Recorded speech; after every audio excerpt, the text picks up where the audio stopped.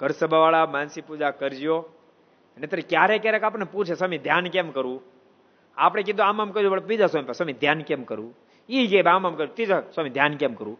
એ 17 જગ્યાએ ફરે, 17 સ્વામી પૂછે સ્વામી ધ્યાન કેમ કરવું. અને 17 સંતોને ધ્યાન આવી રીતે કરાય, ભગવાન બતાવે, પણ પાછું 1 મિનિટ ધ્યાન ન કરે. બોલો, પૂછે ખરો બધે, ધ્યાન ન કરે. તમે પૂછો છો તો કરો, સમજાણ કરો, ટ્રાય તો કરો. મહારાજે પ્રથમના 5માં અને પ્રથમના 15માં કીધું ધ્યાન કરવું, મૂર્તિ ન દેખાય તો કરે રાખવું. વર્ષ 2 વર્ષ 5 વર્ષ 25 વર્ષ થાય, મારે કે મૂકવું જ નહીં.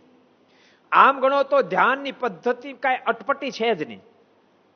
સીધું જો કરવા માંડો તમને આવડવા મળશે.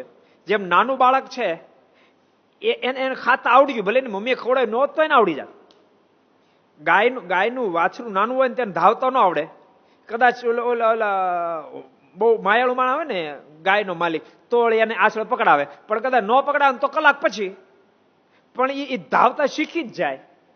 એમ ખરેખર થોડીક જો પોતે તૈયારી બતાવે, બીજું કાંઈ નહીં. તમે ભગવાનની જે મૂર્તિ તમને ગમે છે, વલતાલવાસી હરિકૃષ્ણ મહારાજના સ્વરૂપમાં મન તમારું લાગતું હોય, એ ઘનશ્યામ મહારાજની મૂર્તિમાં લાગતું હોય, શ્રીજી મહારાજે એવી આજ્ઞા કરી છે, એ પ્રમાણે મહારાજશ્રીએ પ્રતિષ્ઠા કરી, એમાં કોઈ પણ સ્વરૂપમાં અથવા આપેલી મૂર્તિમાં તમારું મન લાગતું હોય તો એ મૂર્તિમાં તમે પહેલા એને સામે જોઈ રાખો. એ મૂર્તિને જોઈ રાખો, ખૂબ નિરખીને જોવો.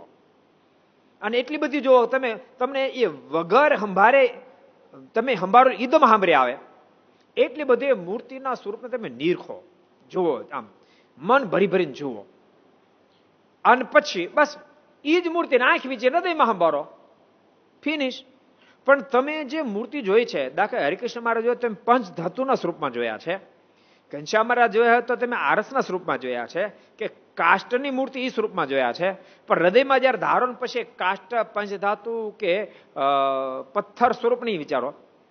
કારણ કે વાસ્તવિકતા એવી છે, આપણને જ્યાં સુધી હજી માઇક દ્રષ્ટિ છે ત્યાં સુધી એ મૂર્તિ આપણને પથ્થર રૂપમાં દેખાય છે, એ આપણને કાષ્ટના રૂપમાં દેખાય છે, આપણને પંચધાતુ રૂપમાં દેખાય છે. વાસ્તવિકતા હવે એ પંચધાતુ નથી, એ કાષ્ટે નથી, એ પથ્થરે નથી, એ મૂર્તિમંત ભગવાન છે. પણ આપણું લેવલ નથી થયું એટલે આપણને એવું દેખાય છે. નરી આંખે આપણે એને દિવ્ય સ્વરૂપ દેખી શકીએ એટલું લેવલ કદાચ ન થયું હોય, પણ હૃદયમાં જયારે મૂર્તિ ધારો ને ત્યારે એ હાલતું ચાલતું હસતું એવું સ્વરૂપ છે. મનુષ્ય આકૃતિ ખાલી ભાવ જે મુખારો તમને ગમી ગયો છે એ મુખારની સાથે તેમ ભગવાનના હૃદયમાં જે તમે બહુ છબી નીરખી એ હૃદયમાં જોઈ રાખો. બસ આંખ વિશે જોઈ રાખો. મન એમાંથી આગુ પાછું થાય, મન જો થોડુંક આગુ પાછું થાય તો એ ભગવાનનો મહિમા વિચારી ફરીવાર પાછું એવી રીતે તમે નીરખો.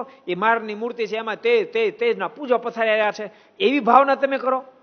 વળી પાછું મન આગુ પાછું થતું હોય તો મારે નહીં કે મારે હાલો જરાક બગીચામાં, મારનું કાંડું પકડીને બગીચામાં લે, તમે જે રીતે ધારો, પણ થોડોક અભ્યાસ કરો તો જરૂર અભ્યાસ કરતા અભ્યાસથી જ વસ્તુ સિદ્ધ થઈ શકે છે.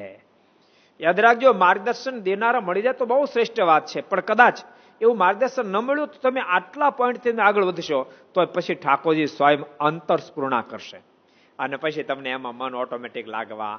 अगर ये वीडियो आपको पसंद आया हो तो लाइक करें और शेयर करना मत भूलिए. सब्सक्राइब करें सरदार कथा चैनल को और बेल आइकॉन पर क्लिक करना मत भूलिए लेटेस्ट वीडियो सबसे पहले पाने के लिए.